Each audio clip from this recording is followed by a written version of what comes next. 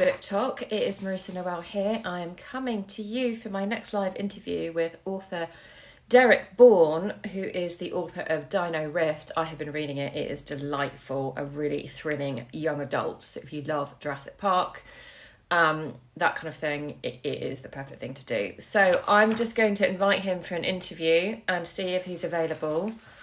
Not yet. Not yet. We'll give him another couple of minutes to join. I have definitely been enjoying Derek's posts since he's been on Book Talk and learning about the his book, The Dino-Rift, and his other series, the Ultimate Agent series. And I've just noticed, because I was looking at his Amazon page, he has these paranormal mystery, the Dogman Files, Bigfoot, all that kind of stuff. So I'd like to hear more about that as well. Still looking for Derek. Hopefully I haven't screwed up my timing again. My time zones again, and that I am on the right time zone, because, yeah, invite another host, that's what I want to do. But where are you, Derek? Scooby-Dooby-Doo, where are you? Just wait for... Okay, great. Thank you for letting me know. I don't know how to say your handle. Taylor Babo. Thank you. Hopefully he'll be along soon then, because I did screw up my timeline last time, but that doesn't seem to be the problem. Either that, he's just been totally inept at joining. He did tell me he was going to have an amaretto ready and waiting and drinking through the afternoon, so I'm looking forward to that. I have brought Prosecco with me, and I have, I feel like we need to play a dinosaur game or a dinosaur quiz game. I want to see how much he knows actually about dinosaurs and how much research he had to do for his Dino-Rift book. There are more coming. Thank you for the crown. Yeah, this is kind of like my Grecian crown. I have so many crowns now. I still want more.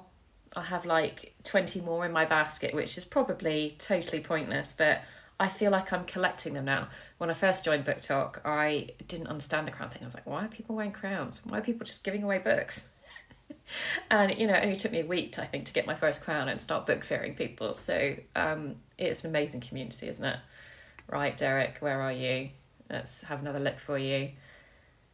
I might have to message him on my laptop and give him a nudge to see where he is.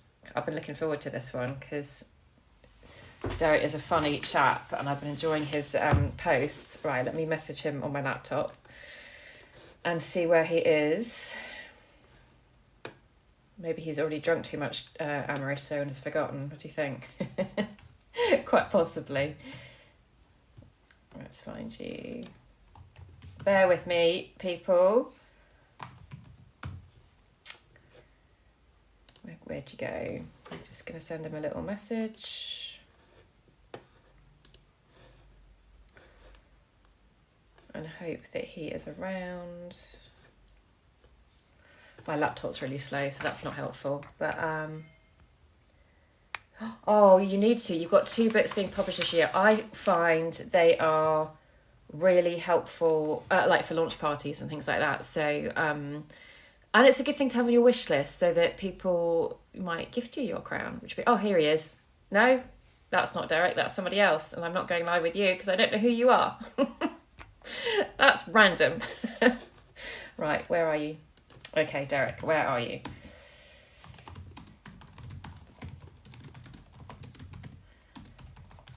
For you to join. Okay, hopefully he'll get that message and we can get on our way in a few minutes. Yeah, stranger danger, totally. That's always the thing when you go live on TikTok. You're never quite sure what you're going to get. People talking to you, and thankfully I haven't had any like really pervy comments or anything like that. I know some people have had some really strange things going on in their comment section while they've been live, but so far it's been okay for me. I'm going to have another look for Derek and see if he's live. There he is. Okay, invite. He better have a really big fat amaretto on him. There you are. How are you? Hello. Hello. I saw you come on and I was like, I gotta get online. You got to get online, yeah. So I hope you poured yourself a really big glass of amaretto. I've got my prosecco, so I totally forgot the amaretto. I wanted to. I just had lunch. Well, it's all right. It's 5 o'clock somewhere. Well, it's 6 o'clock here, but Of course. right. I'll just get Of drunk on course. my own then. That's fine. You can just watch me get silly. But there we go. Well, it's good to have you That's okay. here. So, where are you? Nice to Tell me be where here. you are. Yeah, I'm in Ontario, Canada, and it is currently 1 o'clock in the afternoon. 1 o'clock in the Just after one. Nice, nice. And have you got good weather at Yeah. the moment? Is summer arriving or not? You know what? We went out for a lovely walk. I even took our bearded dragon Ziggy out on my shoulder. Just walked around the neighborhood for about 15 minutes. She Nice. soaked up the sun. Nice. Yeah. Does she try Yeah. to run away? It's finally shorts weather here. Oh yeah. No, Yeah. she's pretty good. Yeah. The sound of lawnmowers kind of scare her a little bit, Sorry. but Oh, I like a bearded dragon. yeah. Yeah, my husband wears shorts all year round, so even Okay. in the snow, he's just like that. Oh yeah. It's but probably not Canadian snow. British snow is. Well, he sounds Canadian by you saying that. Well, I think he had more Norse roots, Viking roots actually, which would Gotcha. probably explain he's quite tough and hairy, so it's like he's got an extra layer of clothing anyway. Ah, yes. Yeah, I know that well myself. Right, so Derek, tell us first of all how you came across Book Talk. That's my first question for you. You know what? A couple of months before I released Dino-Rift, yeah, my personal shoulder dinosaur. That's very true, Taylor. Um, I decided, you know what? I'm just gonna jump into TikTok because I've heard some authors having some success with it and just see what happens. Okay. And then the book talk community I became part of it and it just grew and it's exceeded all my expectations. Yeah, it's fabulous, isn't it? I It's love amazing. it. Yeah, it's such a lovely community, and it is. I feel like there's people, lots of people joining every day, and now we've got publishers and imprints and all sorts of people joining, and I'm like, Yep. it feels like it's gotten like a stamp of approval or an official tick or something, Yeah. It's Yeah. going crazy, isn't it? So You even get audiobook narrators in there now too. yes, yeah, lots of audiobook narrators. Yeah, Yeah. yeah, that's true. And you've got Dino-Rift as an audiobook, haven't you? I do. Yeah. Yeah. And have Yeah. you got I've heard from a couple of people that they just finished listening to it too. They just have to write their review, so I'm eager to see what they think. Nice. So we'll go back to that in a minute, but let's start with talking about people who don't know you, foolish. Who are you, and what do you write? What's your books about? If they don't know me, that's okay because I'm just a little indie author guy, and I'm kind of short, so I can say that I'm little. So, no, I am a sci-fi indie author. I have 11 books, almost 12 books to my name now. When the Dino-Rift sequel comes out later this year. My first series is Superhero Spy, which I had a lot of fun writing. That's actually 10 books long. 7 of those are novellas. And yeah, I like looking at the world and thinking, how can I tweak something to make it fit into my sci-fi world? Yeah, absolutely. Because that's essentially what the Ultimate Agent series and Dino-Rift has now done. Is I've created this little universe, which I love, kind of like the MCU. So, yeah.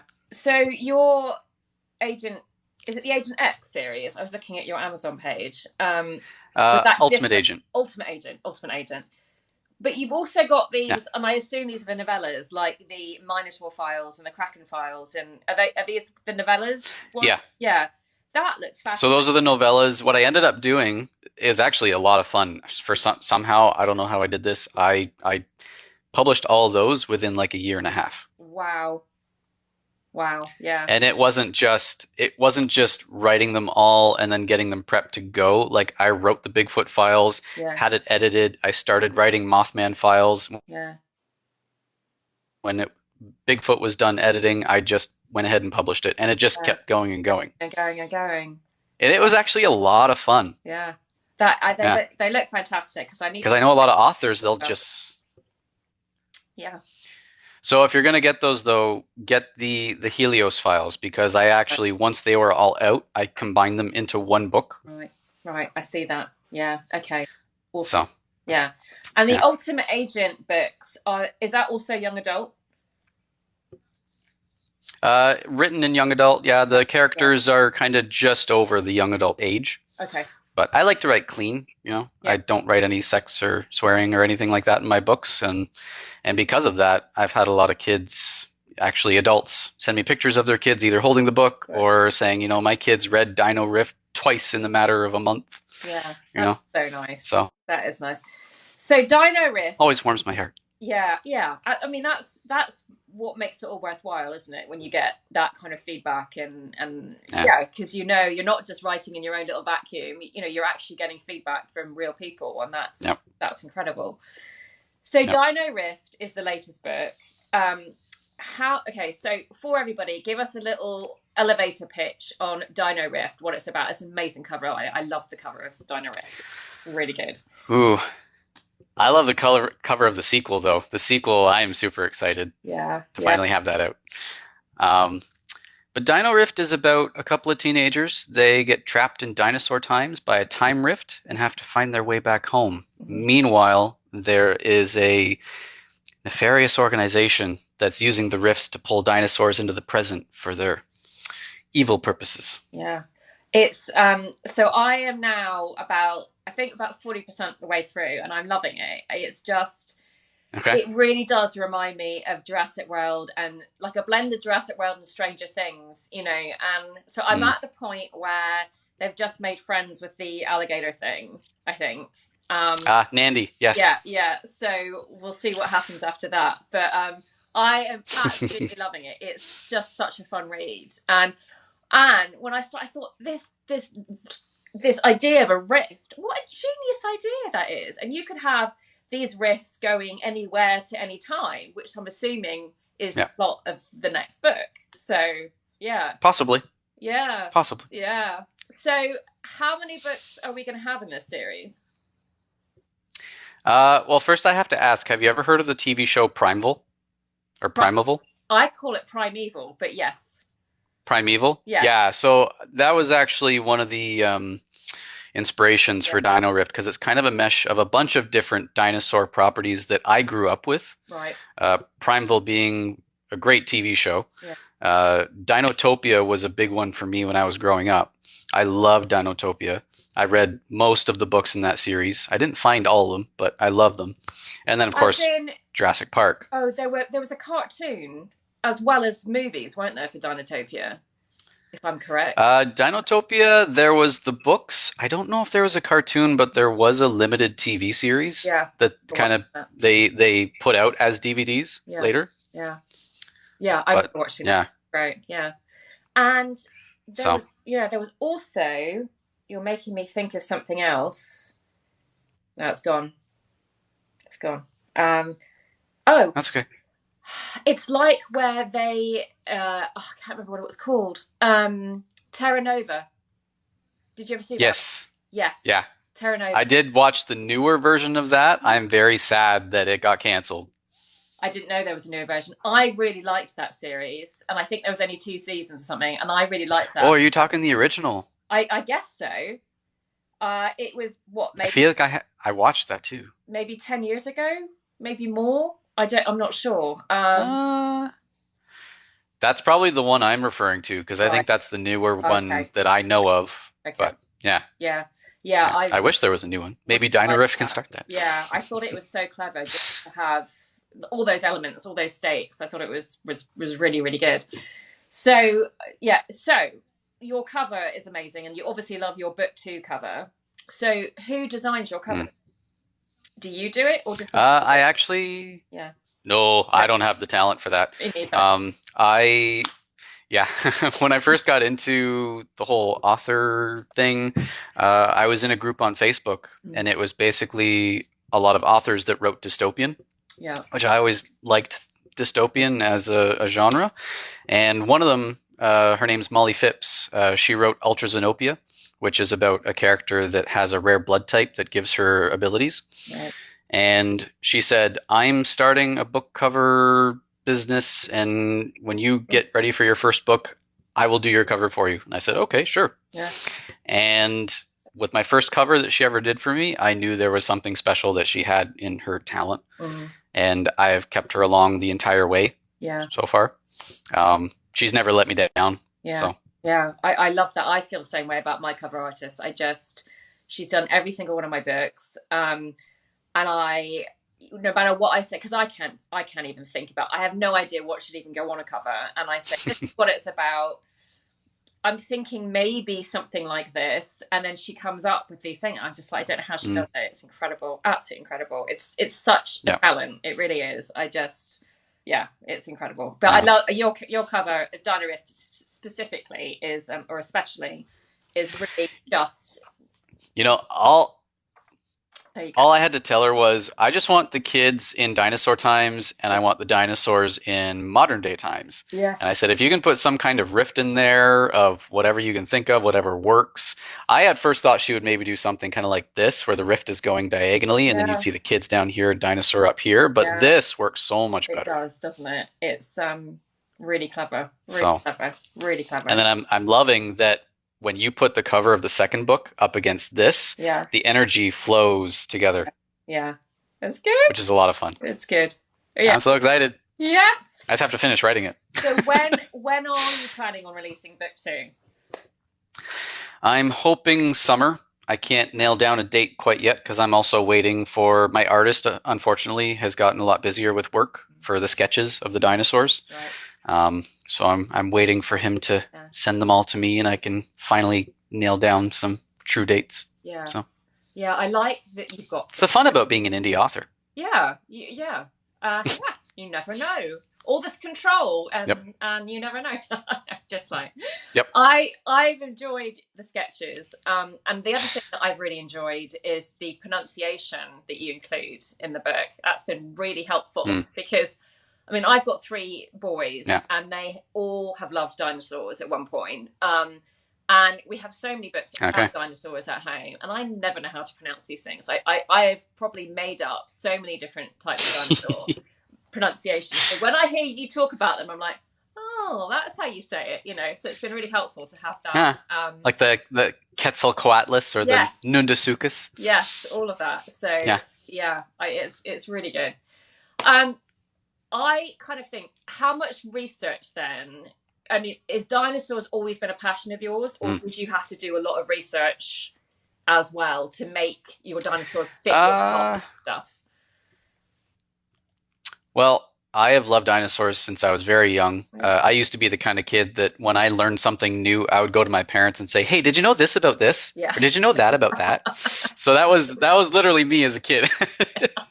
And I've kept up with over the years. Obviously, Jurassic Park and the movies have kept the love of dinosaurs alive, which I'm really happy for because people tend to compare Dino-Rift a lot to Jurassic Park, which I can't ask for better than that. Yeah.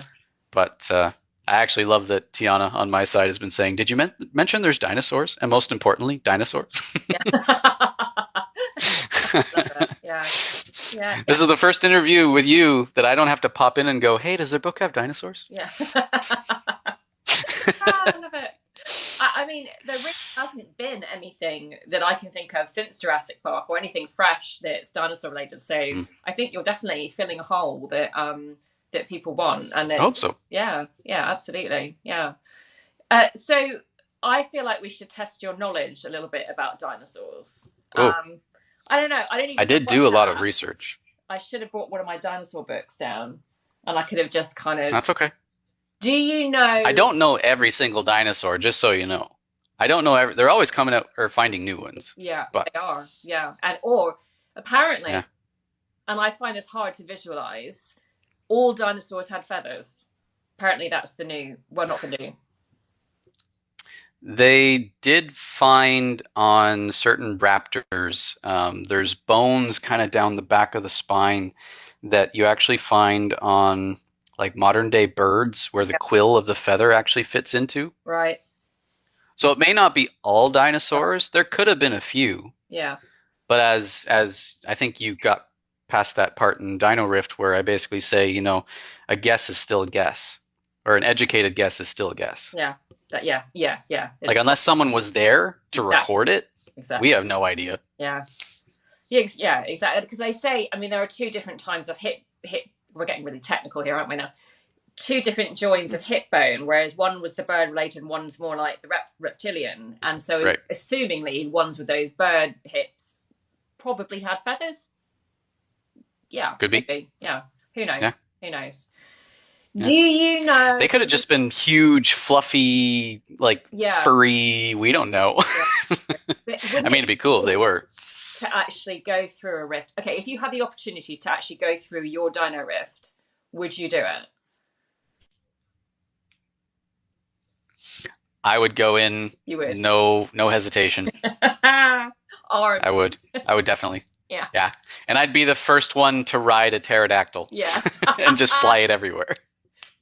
Bring your saddle and your reins and off you go. Yeah. Exactly. Yeah. Yeah. Okay, so do you know what the No, that'd definitely be me. biggest dinosaur is? What is the biggest dinosaur at the moment? Because that does change. By height? Yeah. Yeah, the biggest dinosaur, I believe, it's one of those long neck dinosaurs. I think it's called a Titanosaurus. Yeah, okay.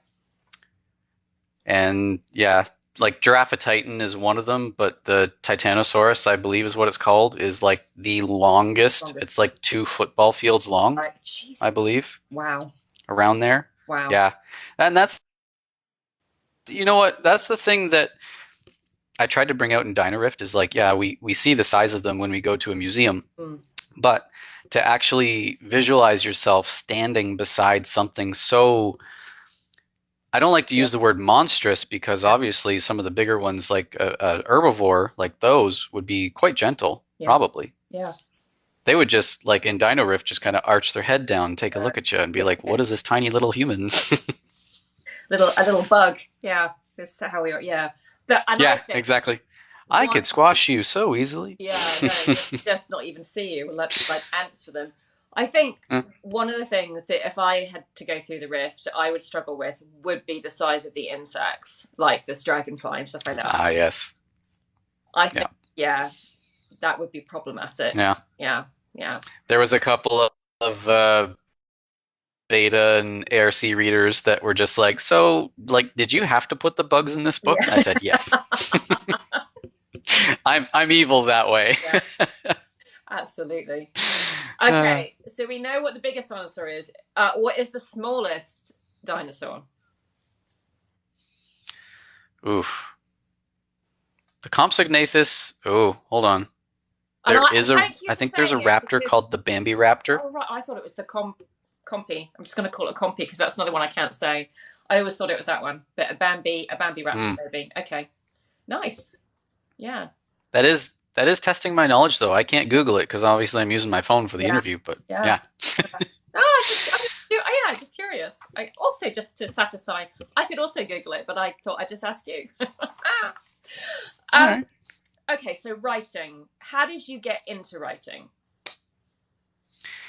When I was really little, my mom bought me one of those tape recorders that you could just record, pause, play with all the buttons. Yeah. And I used to tell stories all the time. And then over time, once we got our first computer, we had a bunch of floppy disks, great floppy disks. And I used to write my own detective stories because we used to go to Myrtle Beach in the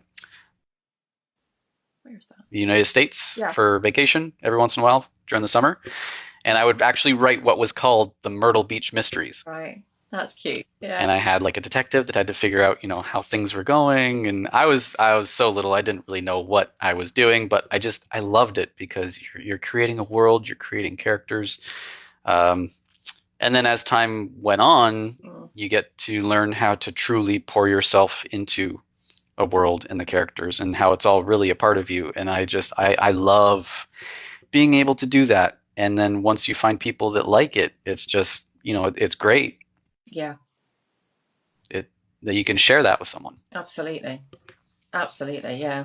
So did you always know? And I'm still, that you wanted to be a writer, or was it, was that a pipe dream? Was it, no, I'm going to pursue this? You know what? I always kept it as a hobby for Mm. the longest time. Mm. And then about 2016 rolled around, and that's kind of when I started looking to, hey, I wonder if I could actually, make at least something about it. Like, I wanted it to be available for people to read. I didn't want it to just write it and then just sit on my computer Yeah. or on, my bookshelf if I was just doing something on my own. Um, but yeah, from 2017 on, it's been a fun journey, I have to say. As much as I didn't know what it was going to transpire Yeah. with all of it, I am truly happy that I've done it. Good. And I've made some amazing friends through the whole journey, The whole process. such as yourself. Indeed. I mean, I think that's the beauty of Book Talk as well. It's just my initial to meet authors was on Twitter, and I really found my tribe and my network. And I didn't really sell anything on Twitter, but it was great for meeting other authors and sharing information and all of that. And then when I got myself on Book Talk, I just thought, this is my new home, really. And I still go on Twitter, in the message board, our private message rooms and stuff. But I love being able to see people. I love the humor in TikTok, and I love you just get to know somebody so much quicker because you can see them, you can see their intentions and that kind of stuff. So it just feels more natural, I guess. So I'm quite happy over here. It's my new corner, and so many new authors that I hadn't known, and so many amazing books that I'm now exposed to. So it's been fantastic. Yeah, really good, really good. It's been I can't believe how many new friends I've made through TikTok. I actually just had someone come in on my chat going, "That's that guy from TikTok." But nah, there's like new readers that I have, they've joined my ARC team or my beta team, and I love the community that Book Talk has. It's so genuine. I find. Yeah. And then the drama. I mean, I never see the drama. I see people talking about the drama, but I don't. Neither do I. Yeah, I don't ever see the actual drama, and I always think I must be in a nice little bubble section of Book Talk that I just don't. I guess so. Yeah. See it. Yeah, it's fun. Yeah. Let's keep it that way. Yeah, absolutely. Absolutely. Yeah. So when you write, are you a plotter or a pantser or something in between? I'm mostly a pantser. I know where I have to get to, but I let the characters kind of, to a degree, dictate what happens. Yeah. Okay. So what does your editing process look like then? I kind of do things the not recommended way. I know most people just say, just write it, just get it down, you can get back to it later. I tend to edit as I go. Okay. Yeah. Almost like I'm writing with my editor looking over my shoulder. Yeah. And my favorite part of writing is actually the dialogue. Right. And I find if I don't hit the dialogue just right, I can't move on. Right. I have to make sure that what they say is good. If it's a joke, will hopefully land properly and things like that. So I tend to just go, okay, I'm just going to go back, just fix that, and then I can move on to the next line and next chapter. Yeah. I mean, we all have our ways of doing it, and you just got to find what's right for you. Yeah. And that's, I mean, for me, I cannot write a book unless I know the title and unless I've got the characters' names down. And I know a lot of people can just put X, and I'm like, no. I need the title too. I need the title, and I need, even if it changes, it might change, but I need, it just gives it a sense of what the book's about for me. And I need that. And then the characters, because I think a character's name says a lot about their personality. I choose my character names very carefully. So I have to have the character's name before I start. How do you find your character name? Right. What do you do to? I don't know if this is weird, but what I do is I kind of go, okay, I've done characters in my past books that start with this letter. I haven't done a character with a name that starts with this letter. All right. That's interesting. That's really and sometimes it doubles up a little bit, but at least, the main characters all have different names across the universe, so to speak. Right. I don't know why I've been like that. I just always, I want that name letter diversity. Yeah, something. Yeah. So there's no like I mean, for instance, I have a mermaid series and every single name in there relates to water in some way. Mm, Um, so that was important to me to find names that actually had to do with water. right, You know, other names there might not be as strong connection, but I scroll through lists of like baby names right. until I feel Yeah, right. I write Babynames.com. some down and I think that's the one. You know, you just feel it I think, when you Yeah, find that right name. So yeah, yeah, it's definitely. true. Although I have had it in actually in writing Dino-Rift, the character of Felicia at first was Fiona. Right. And then partway through the book, I Yeah. was like, you know what? Fiona doesn't quite sound right. And I Right. changed it to Felicia. Yeah. So sometimes that does happen. That's true. That's happened to me as well. And then But, I've also happened where I've started writing a book and used like a secondary character's name, although they're, you know, they feature, mm, and realized I've used that in another book. So as another secondary character. So I've right. got to, and I don't like doing any repetition. So I have to change that. And then I have to get used to this new Mm, identity and things like that. So, right. so, Sounds like you just really like the name. well, yeah, I guess you've got your go-to. I don't know. This particular one was Jacob, and I had to change Mm, it so much so that now. So in my newest book, The Unraveling of Luna Forrester, he's not called Jacob anymore; he's called Tyler. But every time I read it, I kind of still okay. think of him as Jacob, and I'm like, he was called Right. Jacob. Yeah. Yeah, He's having an identity crisis. yeah, yeah, exactly. Well, funny to say that. That's what the whole book's about. So, Ah, right. yeah, yeah. Right. So your process. Did you do any formal writing courses, or do you use a professional editor, or tell us a little bit about your learning journey, I guess. When it comes to the writing aspect of all of it, I only took English in high school, and that's it. I Yeah. never took any courses. Um, I watch a lot of movies and TV. I will say maybe a little too much, but I do find it helps to learn storyline and characters and the facial expressions, body language. Yeah. That's all kind of my Yeah. studying. But yeah, I never went to university or college or took any courses or anything like that. Yeah. I just try to feel it in the moment, Yeah. and whatever comes out comes out. I do use an editor, Mm-hmm. and she's fantastic. Yeah. She's actually an author here on TikTok as well, Rowena Reed. We did a co-write together, the Michigan Dogman Files. Ah, It's in the Helios files. right. And we had a lot of fun with that too, Yeah. because it was the first time she ever got to introduce her main character that she now has a series for. That's fun. Kind of like a comic book crossover. Yeah, absolutely. Really fun. So, Oh, wow. yeah. Yeah. But she's to the point where she knows my characters better than I do. Yeah.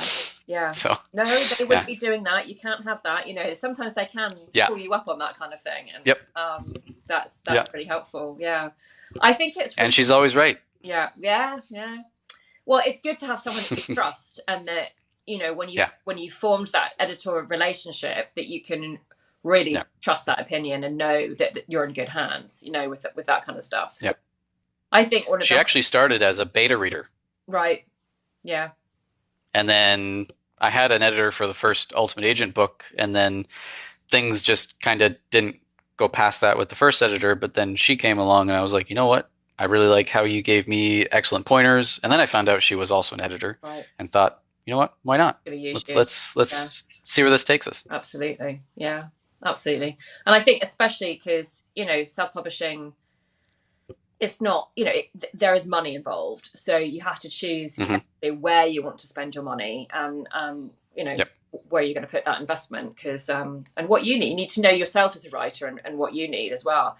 I think for me, one of the hardest parts is the developmental edit, in the sense that I need someone to tell me what to do. I need someone to point out what's not working, because if I second guess myself, and if I make a big scary change, Right. it's the wrong decision, then I just need that pointer and someone to say, do that, and then I'm like, okay, yeah. So that's yeah. Then you off you go. Yeah. Yeah, no. What do you find Yeah, the she's hardest? been great to work with. Yeah, The hardest part of the part process. of writing? Yeah, Hmm. Editing, you know what? I don't view editing as hard. right. I find editing actually as a fun little challenge of, and I'll give an experience because with the first book, Ultimate Agent book, uh, I didn't really think of it until the first editor brought out, you know what, this line of beating around the bush is kind of cliche. Can you come up with something different? Mm. And I gave it some thought, and I ended up writing the character to say, you know what, I don't want to slap around the shrubbery. Yeah. I love it. I love it. And I sent it back to her, and she's like, it's kind of cheeky, but it works. Yeah, yeah, It means the exact same thing, just different exactly. words. And I like to take things and just kind of spin them Twist on it a their bit. head. Like even Yeah, in Dino-Rift, there's a scene where Viv sits her ground rather than stands her ground. She right, just sits on the ground and right, just sits her ground. right. It's like you don't really hear that, but it kind of takes that cliche and tweaks it just a Tweak little it bit. a little bit. Yeah, yeah. No, it's fun. I think Yeah. it's really fun to do that, and I think sometimes it's appropriate to use a cliche. And one of my Yeah. favorite cliches, which I managed to work into all my books, is the statement, "And then all hell broke loose," because I just like it. Oh. It says what you know what it means, Yeah. and it all hell Yep. broke loose. And then you can go into your description of what that actually means. But it makes me giggle every Hmm. time I use it. And it's like one of my Easter eggs, I just Right. gotta put that in there now. Oh, So that's awesome. yeah, yeah, Yeah. that's good. Other than cliches, I tend to sometimes make fun of cliches Hmm. in my books. Oh yeah, Like, you know how usually if someone's at a meal and there's a disagreement or something, it always annoys me when they get up from the table and just leave. right, And there's that perfectly good food still sitting right there. right, yeah, That always bothers me. yeah. So it's like, we could just leave, but the Whatever. steak is delicious, Yeah, kind of thing. yeah. Yeah. I mean, that happens in movies a lot, where they'll have ordered, Yeah. they'll be at the coffee shop with a donut, and it doesn't get eaten. And I always go, Yeah. what about take it with you? Exactly. Don't just leave it there. At least ask for a doggy bag. I'm so with you on that. Probably give it to them in their break on offset. Yeah, Yeah, right. yeah. That's good. No, it's fun. I do like the humor in Dino-Rift. It is it takes a lot to make me laugh, and I have had a few out loud chuckles. So hats off to you, because that's hard to do. Oh, good. Yeah, it is hard to do with me. Especially with the Charlie bit my finger. Yeah, that. I snorted with that one. I had Nice. my kids saying that for over a year. Ouch, Charlie. No, whatever it is. And I was just like, oh my God, I Nice. cannot believe this is in the book. That's awesome. Brilliant. It was brilliant. You know what? That's stuff I grew up with, and in the past few years, it was such a big thing. And I thought, you know what? These are teenagers. Yeah. They've like give them a sense of humor, and I thought as soon as the dragonfly, bit her, I thought, you know what? Cam should say, Ouch. Yeah. should name it Charlie, Yeah. because he's always Yeah. naming stuff. He's an author. He needs to name everything. And then it's just like, you haven't seen that YouTube video? Charlie bit, like the Yeah. one kid bites the bigger sibling's Yeah. finger. Yeah, that was just so much fun.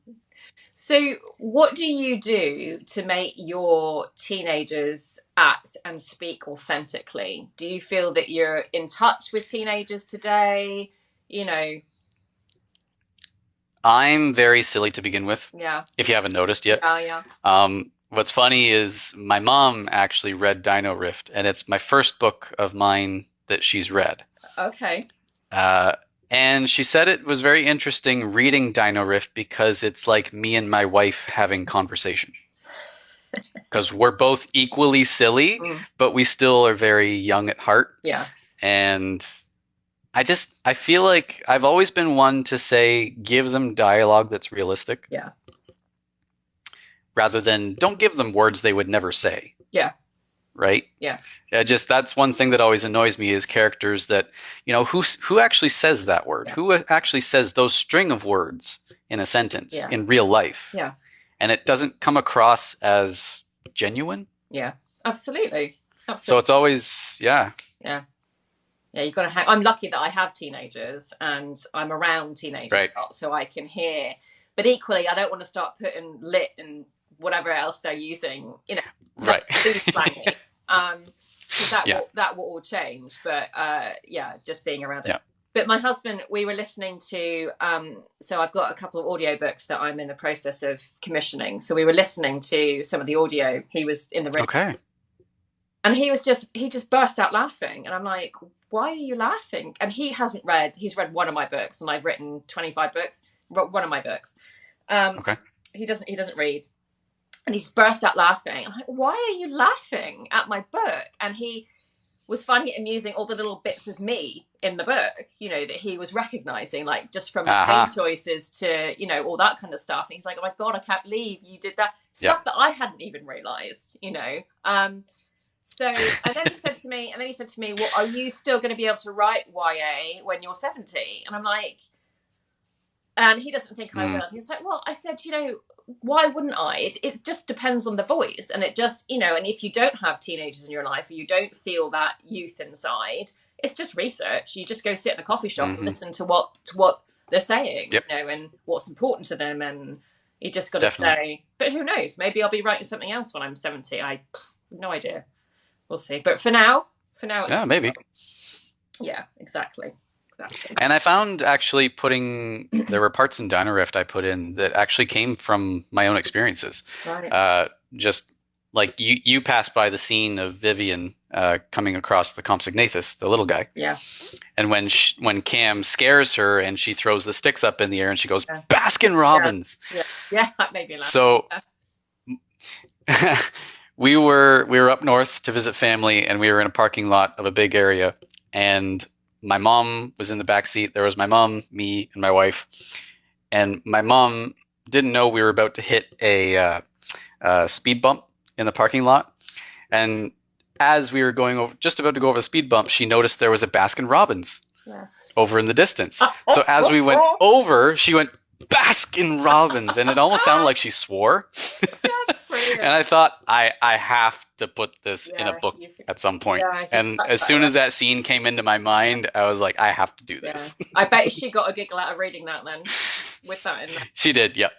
Absolutely. Oh, how funny. I'm actually dedicating the next book to my mom and saying thank you for being the inspiration of the Baskin Robbins scene in Dino-Rift. Yeah, absolutely. I do like a Baskin Robbins. We don't get Baskin Robbins here. I think there's one in London, maybe. Okay. Yeah, I remember when I was a kid, when I lived, my family's actually American, but I grew up in the UK, and apart from a few in California, and we used to go to Baskin Robbins, and I think it was during American football season, and the bowls were little plastic upside helmets, and you would have your ice cream in these little and you collect them. You would collect all the teams, Right. But I wish I had kept these things. I don't know why. I just think they're quite cool. Yeah. Yeah. Would have liked to keep those, like a Funko Pop or something. But there we go. Yeah. So, what is your favorite dinosaur? It's actually one you haven't come across yet. It is in Dino-Rift. It is a Quetzalcoatlus. Okay. And it's basically a flying dinosaur that's as big as a jet plane. Okay. Wow. Yeah. And if you put it side by side with a giraffe, it's actually just a little bit taller than the average giraffe. Right. Okay. So you like it's massive. The flying reptiles. Yeah. Yeah. I've always been I think it's just... Yeah. Go on. Oh, I was just going to say, I think it's just the fact of I like flying on planes, but when I read the Dino-Rift book series, there's actually characters of humans that learned how to ride flying dinosaurs. Yeah. And I think that's something that's always stuck with me. Yeah. Because it would be so cool. Absolutely. And and I think when you think about movies like Avatar, for instance, where they have the ability to do that. I just saw the trailer for the second movie. It looks incredible. Right. Yeah. How long have we been waiting for the sequel, So yeah, right. Has it been a decade? I think it has. Yeah. So yeah, I just think it's incredible when you get, and even like How to Train Your Dragon, which was a real favorite around our household when the kids, Mm-hmm. riding your own dragon. I mean, yeah, there's something Yep. about riding another animal and also in the sky, which is something that we have no dominion over, so the Yeah. ability to be up there. Yep. Yeah, I can totally. Has it? It's been 12 years. 12 years since Avatar. Oh my goodness, someone just commented. Wow. Yeah. Wow. Yes. Yeah, it was due. I can't wait. Can't wait for the second one. It looks incredible. Yeah. But for me, a Diplodocus has always been my favorite. I just love a gentle giant. Ah, yes. Yeah, I do. Yep. Do. Yeah. Whereas, it's all my other one of my sons, it's a raptor. The other one likes an ankylosaurus. Of course. And then Ankylosaurus, yeah, you got it. And then what else does Quinn, the youngest, he changes his mind. He doesn't even have a favorite animal. It changes every month. No. So he's fair enough. That's okay. There you go. Yeah, it happens. Good. So the audiobook, how long have you had an audiobook out for? So the Dino-Rift audiobook is my first ever audiobook. Yeah. So it's only been out since early April. Okay. Yeah. Still has a few reviews that are up now, and everyone's been saying how much they love the dinosaur noises because, as you've seen reading it, the dinosaur noises come across. But then Isabella Tugman, my narrator, she was phenomenal. Wow. The fact that she committed to doing every dinosaur noise was fantastic. Wow. And I think it's just one of those, like when I first heard it, even in when she sent me the 15-minute sample, the first moment I heard that dinosaur noise, I had this humongous grin on my face of like, wow, this is epic. Yeah. Yeah. Like, what other book can you hear dinosaur noises? Yeah. That's incredible. So that is incredible. So how did you go about that process and finding someone and, all of that? We were actually part of a Facebook group called Superpowers Unleashed, and it was just a creative collective group. And she actually approached me because she read Dino-Rift, said, I love it. I want to be a part of this, and you need an audiobook. Aww. And I never really thought actually my books would be audiobook worthy. But she was saying the way that you've written Dino-Rift makes it really easy for me. Because she can pick out each different character. The characters have great lines. She really liked the character development that came through it. And she just sent me a sample and I knew right away. Yeah. Like I didn't have to audition anyone else and everything just seemed to go so well together. Yeah. And she's a real treat to work with as well. Amazing. I think I think audio, I think I've gotten into it in the last 2 years, maybe. I've had Audible because I'm in two book clubs and we don't always read books that I love. It's not a horror book club or a dystopian book club. It's, proper grown-ups that choose things I don't really care about. So rather than having to buy the book and put it on my shelf or, I tend to listen to it. So at least when I'm in the car or going on dog walks, it's passive reading, isn't it? You can just read the book, you don't read. Right. So I've gotten into it, but there are some books that just lend themselves so well. Like for instance, I love Game of Thrones. I've watched the whole thing 3 times.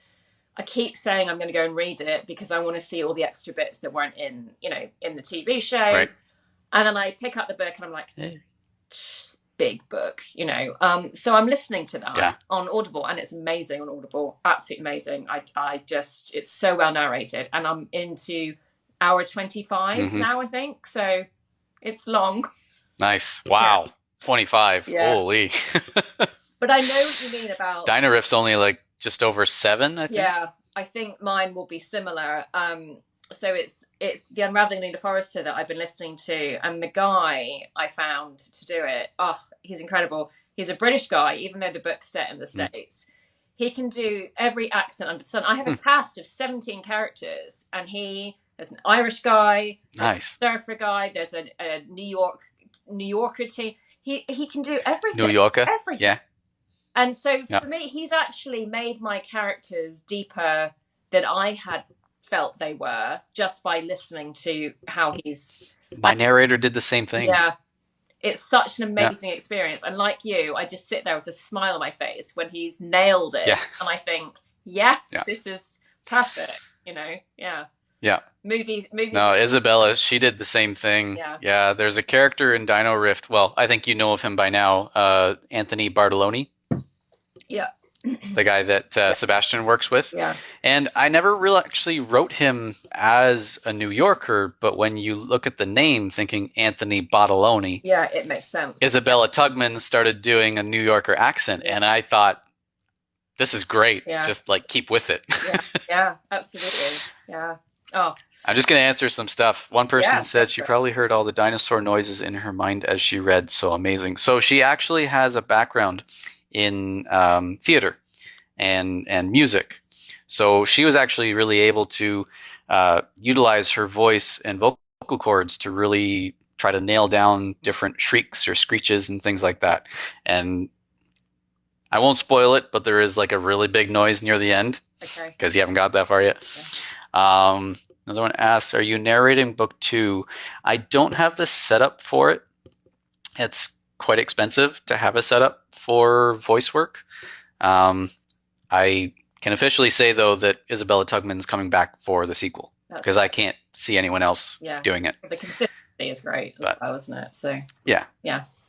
Yeah. Yeah. I don't really have a big closet to put all the soundproofing in. So. No, well, people end up doing it just in their coat closet, don't they? And just having all this stuff around. And I did think about narrating, some of my other books, and I because apparently you can get all the equipment for about $200 ish, which isn't the end of the world, but it's the learning curve. I just don't have time to learn how to do it, and I not right now anyway, maybe in the future. So and also, we've got these Google Play doing these AI voices. I heard that. Yeah. I don't know how I feel about that. I don't know either. I went on to listen. It's kind of like on your sat nav. It's that kind of voice. And they have quite a few, and it's free. So really, for somebody who couldn't afford, because audio narration can be quite expensive, it could be quite a good thing to do. However, Audible, Amazon's ACX won't accept a non-human narrator at the moment. Okay. So you could obviously go to other distributors in the meantime, but for the moment, obviously, I think that will change probably in not too long. So that could become a real viable option for people who can't afford to hire Stephen Fry or whoever they want to narrate their book. Right. Yeah. Yeah. If only. Yeah, I know. Yeah. There you go. So Dino-Rift by Derek Borne. Yeah. What? Yeah. That's good. That'd be awesome. Really, yeah. I think it's a viable option, and I think it's like, I don't know if you ever use the word read aloud function, because they always say you should read your own work. I never have. Yeah, and I don't have the stamina. When I start reading my work aloud, by the end of chapter 1, I've run out. I'm just like, So I use the word read aloud function, and that really helps just with the sentence lengths and punctuation and little typos and things like that. So I'm kind of used to that slightly synthetic sound, so it doesn't actually bother me. Although it is nice to have a human doing the voices, and but it depends on the book. I think we'll see. Yeah, I tend to, once I've either finished a scene or a chapter, I read it to my wife. My wife is technically like my first editor. Yeah. And she'll tell me if something sucks or, needs more work, something like that. But I actually find when I'm reading things back to her, even if it's an emotional scene, sometimes I get so into it, I start bawling my eyes out and I can't even finish reading it. I think that's such a good sign. I think that's a sign that you've got it right. I love it. I hope so. Something happens. Yeah. Or I love getting to, after I've redrafted a book 20 times and I get to the end and it makes me smile, and I just kind of think, I know it's worked. I know it's all come together, and it's worked, and nice. That feeling is, it's a personal feeling Yeah. because you haven't shared it with anyone necessarily, and it's just how far you've come. It's that personal sense of achievement that it's working, which is really nice. Okay. And you have to know when to just walk away from it. Yeah, because you could continually second guess and tinker and change, and absolutely, you have to stop. Yeah. Usually, I wait for my agent to tell me when to stop. She's like, "No, this needs more work." Like, it's good. It's done. Stop it. I'm like, I'm no more. I'm like, this is the last revision I'm doing. Stop it. But she pushes me really hard, and it's good. It she pulls things out of me I didn't know I had, so I couldn't ask for more. Really, it's really good. Oh, that's awesome. Yeah. So marketing. What do you have a marketing plan? Or is it just like most authors, a bit here, a bit there, and whatever, Marketing is such a beast. Yeah. I find even when it comes to just doing videos for TikTok, like I don't post 3 times a day. Yeah. I just don't have it in me. And plus I'm at work almost every day too. I find for me, it's just one of those things where if I'm at least sharing an excerpt from a book in my Facebook group, or, talking about the writing process, or doing a funny skit with Bookman, the character Bookman, I'm sure you've seen on my TikTok. Yeah. I find I'm throwing spaghetti at the wall and just, okay, let's see what sticks. And if it sticks, okay, I'll do a little bit more of that. Yeah. But I think the problem with TikTok is that you find something that does well, and you do more of that, and then the next week that type of thing doesn't do well, and it's constantly changing. I think it's the algorithm that's just constantly changing, and it's quite. I think so too. Yeah, it really is, because I was getting to a point where I was getting a few thousand views on a lot of my posts, which is really high for me, and then suddenly the last week everything's just dropped off the cliff again, and I just like, you think you cracked it, and then it doesn't. But I gave up Facebook ads.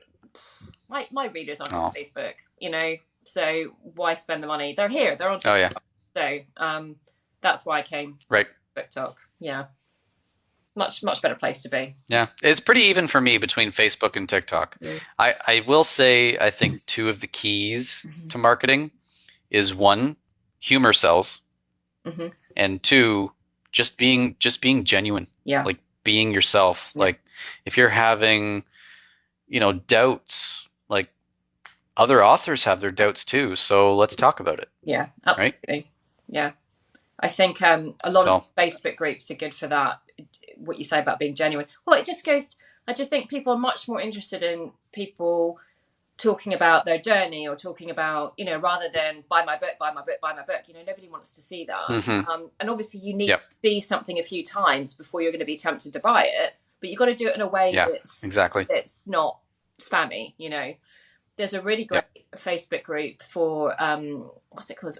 It's books of horror or something like that. And there's a lot of horror authors in there, but there's also just readers, and it's not a place where you go and self-promote. It's a discussion. So people will come in looking for recommendations, saying, give me your body horror recommendations, or give me your most unsettling book ever. And and I might go in and say, I've read this, I thought this was good, but I think if you like that, you might also like my book this. And I say it is my book, so you can say things like that, but it's the discussion are really fantastic, and they are a community of authors who are genuinely interested in horror books and exchanging their knowledge of that. So I've bought so many now. It's almost as bad as BookTok for making me buy books. It's yeah. Have you put yourself on a ban? Are you on a ban right now? I don't. Yeah, I don't even try and put myself on bans because it doesn't work. No. Yeah. You just budget. You budget. Not ban, budget. Yeah, I just make sure I grab the packages before my husband sees them, and yeah. There we go. Yeah. You're like a spy. You're a book spy. Exactly. But sometimes he'll open something and it will be, from an author. Like I get a lot of ARCs to read as well, and he's like, "What are you buying now?" I'm like, "It's free. It's fine." I get free books Right. because I have a lot of author friends. It's fine, you know. Right. So no, but I still find it funny that we bought each other's books like yes, within days of each other. And I think, like I was saying, that you need to see something a few times. And I've seen you talking about Dino-Rift, and I was thinking, this really is my kind of book. I've got to go and buy that. And then you've done exactly the same thing. So yeah, I think it's I like that. I like that a lot. I think it was because you had asked. I asked if I could be on an interview, and then I was looking more at your profile, and I'm going, "What does she write again?" And then I saw your website, and I'm going, "The Unadjusteds." Yeah.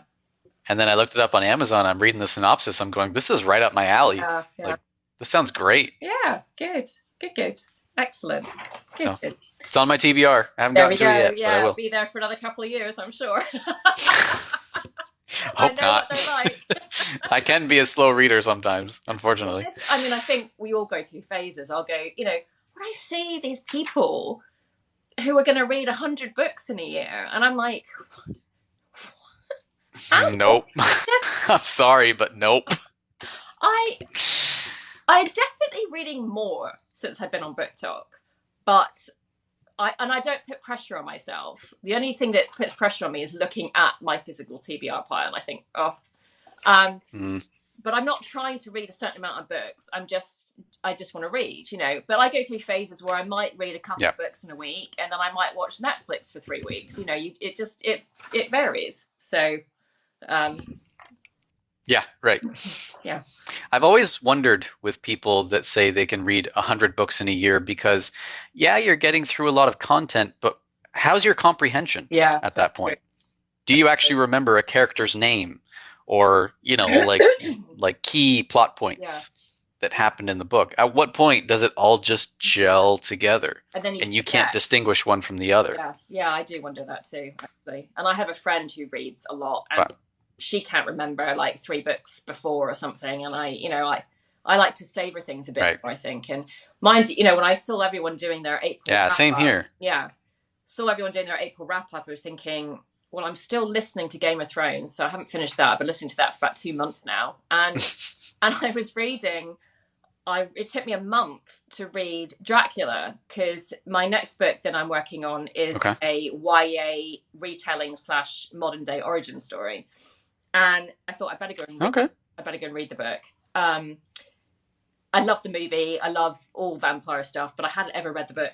And it is. I mean, it's written in 1897. It's dense. So it took me a long time with my highlighter to go through to actually read the book, because I wasn't excited to. Right. I had to actually work. And I assume it would use words that we don't use today too, right? I was constantly looking things up. Yeah, I was like, I really was. I was like, never heard that one before. So it was tricky, but it's done now. So I can start my. Sounds fun.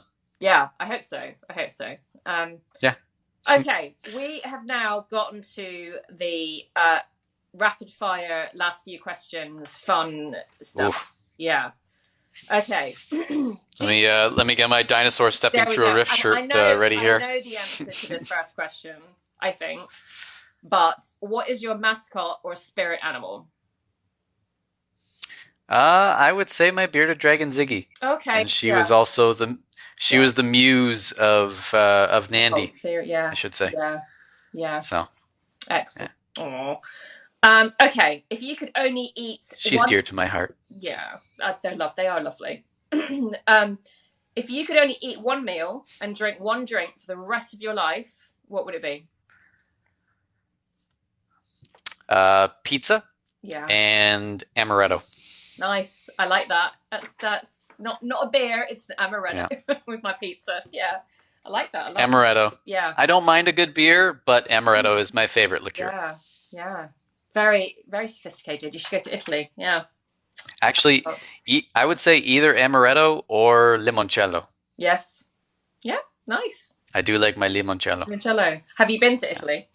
And I'm just going to answer a question. Someone says, is this a Dino-Rift shirt? I actually came up with this as I was writing the first book. It's not officially a Dino-Rift shirt, but it kind of is. It's not for sale. Yeah. I probably should make it for sale. I was thinking about t-shirt merch. I think Redbubble is a site that some authors use. I've looked into them. Yeah. you can design, and then they can order it on any color they want, So yeah. Yeah, I was thinking about that myself. We'll see. Okay. What is your favorite color? Orange. Orange. Yeah, I like orange. It's a happy color. I've always liked orange. Yeah. Yeah. Yeah. It's not a common favorite color. My son's favorite color is orange. Not really. Yeah, no, but I like it. I think it's, yeah. They'll do the insides of restaurants with like reds and oranges and that, right? Because it actually makes you hungrier.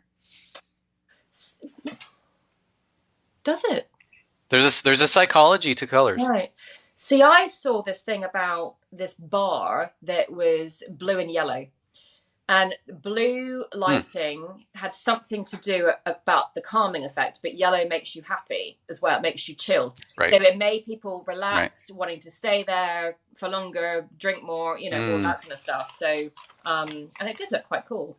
Interesting. Yeah. No, I like color. I have synesthesia with color, and it's always fascinated me. Okay. Well, we know the answer to you having pets. Is it just the bearded dragon, or have you got anything else? Just a bearded dragon. We don't really have the circumstances for a dog, and I'm allergic to cats, so a lizard was a nice in between for my wife and I. So, do you, if you go on vacation, do you have to do something with the lizard or not? Usually we get friends to look after her. She's pretty easy to look after. As long as they're not queasy feeding her bugs, then yeah. I don't know how my parents are going to do in August when we're away in British Columbia, but I'll see how squeamish my mother is. Yeah, just dropping them in there. Yeah. There we go. Yeah. Okay, I think I know the answer to this one as well, but I'm going to ask it anyway. Are you Marvel or DC? Marvel all the way. Yeah, I thought as much. Who is your favorite Marvel character? See, I find for me DC is just a bit on the dark side, and I'm not always like a dark, gritty kind of fan. That's why I like Marvel and the humor and all that. Favorite superhero, I would have to say Spider-Man. Yes, that's my favorite. Spider-Man is like, especially, and I appreciated this with the first Spider-Man movie that Marvel did with Sony, with Tom Holland, because when he had that building dropped on him and he was literally screaming out for help, that's the moment I knew this was the right actor for it, and the right tone and the right way to take the character, because literally he's a teenager with a building on top of him. Yeah. Like, what would a real teenager do in that instance? Even with superpowers, he would be screaming for his life.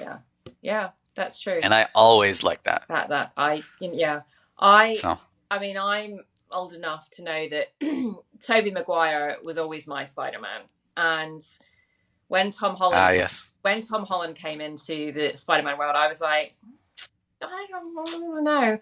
But so his first movie, I was like, he's not Tobey Maguire. And but I have warmed to him, and I think he's doing a fantastic job. And then I totally overlooked Andrew Garfield as Spider-Man until with my youngest son, who also loves Spider-Man, we watched all the Spider-Man movies again. And we were both like, actually, Andrew Garfield is really funny. He's the funny one. Yes. And I like them all. So with the latest movie, when I got to have all my Spider-Mans in the same movie, I mean, I could not have been happier. It was just amazing. I think it was one of the best Marvel films. That was a special moment for us fans. It really was. It was incredible. Absolutely incredible. Yeah. It was creepy seeing Willem Dafoe as the Goblin again, though, eh? Yeah. Yeah, I think whenever they do things like that, he was brilliant coming back into that character. Yeah. Yeah, and they leave these things behind for so long, and it's right. It's in. I think it must be every role you do must become part of you somehow, and you just tap right back into that. Yes. Incredible, incredible. Okay. Yeah. What 3 books would you give to an alien? Ooh. Can I say Dino-Rift? You can say whatever you like. Yeah. If you want them to know about your book, or you want them to know about dinosaurs, or the fact that humans and dinosaurs are very different, that's not actually a bad choice. You know what? Even though it is one of my favorite books, I would have to say Jurassic Park. And one of the reasons is because it's also a good book that challenges ethics. Yes. And I think ethics is something that an alien would maybe find interesting to learn about humans, because everyone reasons things differently, right? So it's a good, it's another one of those books that kind of, even though it's science fiction, it does get into some psychology of how we all think and try to, justify the things we do. Which is, I think Jurassic Park was probably quite a big influence on The Unadjusted, because that also, it's genetics, it's the ethical question of how far you take that temper. Yeah. So, have you read any of his other works, Michael Crichton? I am a huge Michael Crichton fan. Yeah. I really enjoyed Prey. Prey was fantastic and needs to be a movie. It really does. I think after Jurassic Park, that's my go-to Michael Crichton book. Phenomenal. Yeah. There's that one, and I feel like because it does need to be a movie, because the CGI would do fantastic with the swarm. Yeah. Right? Yeah.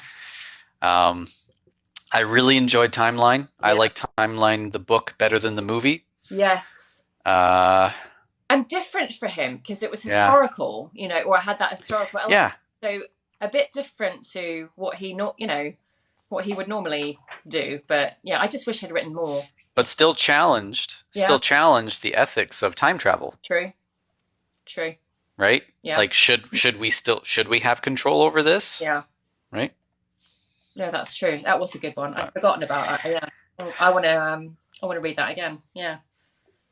That's a hard question, though. I'm trying to come up with the third book. Yeah. I feel like the third book, I don't know.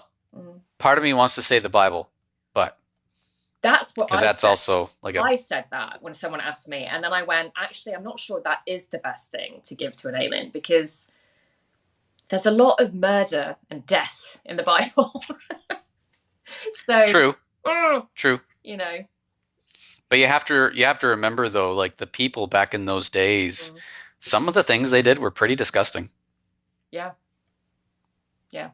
Like, they put their own children through fire, and they would cut themselves, and it was very, very barbaric. Yeah.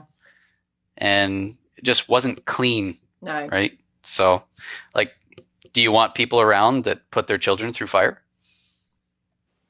Well, but also not black and white. I mean, I think, I don't know. I think things can be misinterpreted through the Bible, or interpreted in lots of different ways. Could be. But I often think about, like, one of my favorite movies is A Knight's Tale with Heath Ledger, and I love Paul Bettany.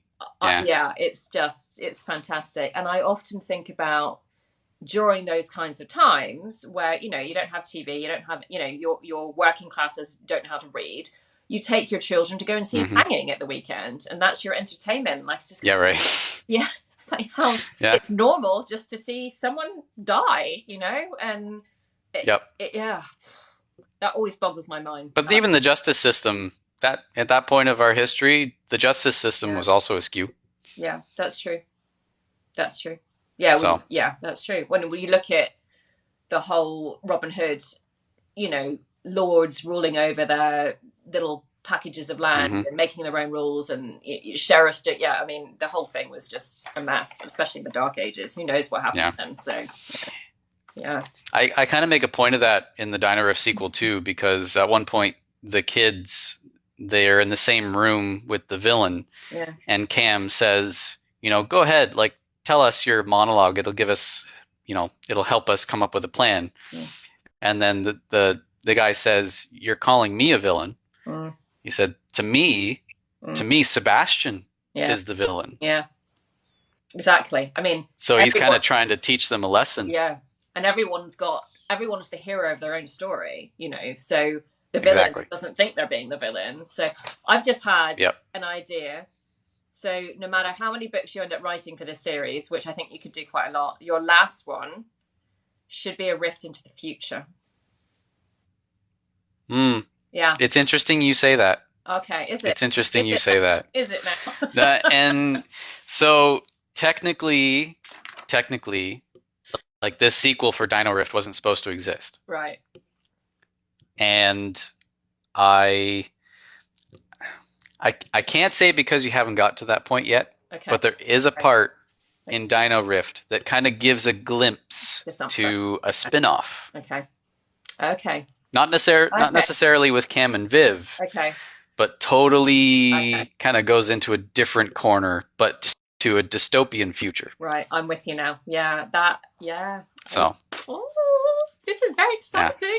I'm very excited. Right. But as for Dino-Rift and Sora Core, those are the only 2 books for Dino-Rift. Oh. And then the spin-off is going to be its own thing. Okay.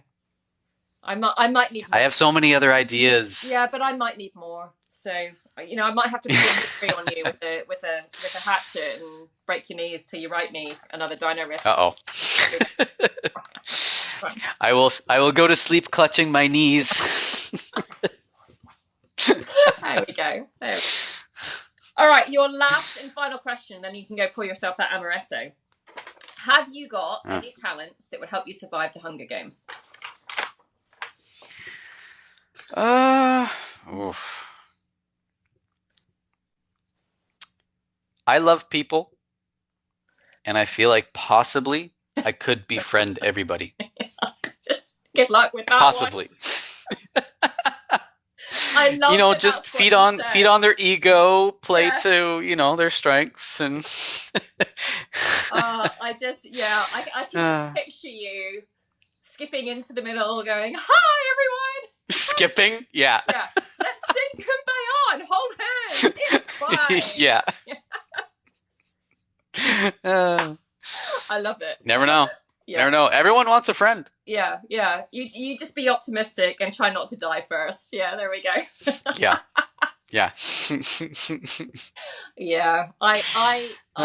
I'm similar to you, I think, and I would want to just talk out a solution with everyone while, section 1 or 2 are just killing everyone off. So, yeah. Right. Never mind. Yeah. And then just make sure everyone's ready for when the dogs come. Well, yeah, quite. Well, I think the baboons were. Well, I don't know which was worse, to be honest. Oh, yeah, right. It's been a while since I've actually watched that. Yeah. I never read the books, but I watched the movies. I did read the books, and I've only read the books once, but I love them. They are just up there. But I watched the movies. That and the Twilight series. I watched they're like my comfort.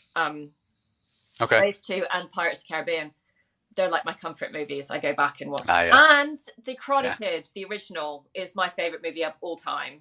I just, yeah, I love it. I guess I was at an impressionable age, and I just, that's one of my other Easter eggs. Something about The Karate Kid works its way into all my books as well. So, interesting. Yeah, there we go. Nice. Well, I'm going to let you get on with your day, but this has been so much fun to talk to you. This was fun. Yeah, I enjoyed it. Seeing your posts and giggling away, because you do make me laugh, but actually chat and learn more about you and your books and your process and all of that has been so much fun. And I cannot wait to hear more about book 2 and the spin-off. And I promise I won't come and beat you up. There's more coming. With my hatchet. Yeah, there we go. The only thing I can say about the spin-off is it concerns a 7th century English woman. Oh. And she gets time blasted to a dystopian future run by androids. And she also befriends a saber-toothed tiger. That sounds incredible. I love it. Wow. So it's going to have there's going to be some Where? So, I mean, you already have the rift set up. Yeah. Right? So I thought, well, if a rift could take someone to a different time, what if it also took them to a different time in an alternate dimension? Yeah. Yeah. So kind of like the Doctor Strange multiverse type thing. Yeah. But I also wanted to do something that had inspiration from Phantom of the Opera. which Oh. it's not going to be a musical book per se, Yeah. but just kind of those little elements. Interesting. Yeah, I'm really excited. I've actually started writing it. Yeah. I put it off while I'm writing the sequel Yeah. to Dino-Rift. I But think it sounds Yeah. exciting and also quite a headache for world building rules. But I'm sure you'll get. to a degree, yeah, but also it's an alternate dimension where the superheroes in my first series Mm. failed. Ah, that's great. Yeah. So, and there's actually a character related to one of the characters of my Ultimate Agent series through Pretty like cool. some stuff, Yeah. but I can't get much else into more of that. But it's a fun adding to the world, but just a different dimension. I think it's great when people do books in the same world and not necessarily with those same characters, but you feel like you're opening up that door again to such a familiar place that it's a warm Exactly. place to be. Oh, well, I cannot wait to hear more and see more about these books. So good luck with the writing and the editing, and do come back on and talk to us when book 2 is out or whenever you want to, because I'm sure people would like to know more. I would love to. Yeah, absolutely. And until then, enjoy the rest of your day, and I will see you around. You too. Talk. Good. All right. Take it easy. All right. See you, Marissa. Yeah. Bye. Hey everyone, that was Derek Borne, and that was such an amazing chat. I enjoyed every moment of that. Derek is just such a lovely human and also a fabulous writer. I've been reading Dino-Rift, and it is just so much fun. It's one of those books that just makes you smile. You just smile and you giggle and you laugh all the way through it, even though it's pacey and a thriller. Do go out and try it. It's on Kindle, it's on paperback, and on audiobook. So whichever format suits you, give it a go. And if you would like to be the star of my show, whether you are an author, published or unpublished, or if you are an editor or a cover artist or an illustrator, or whoever you are, part of the writing world, just go and look on my bio. There's a link. Click on that and you can go to my Google form where you can sign up. And until then, I will be having another live next week. So I hope you will check that out then. And I will see you then. Thank you so much for joining me.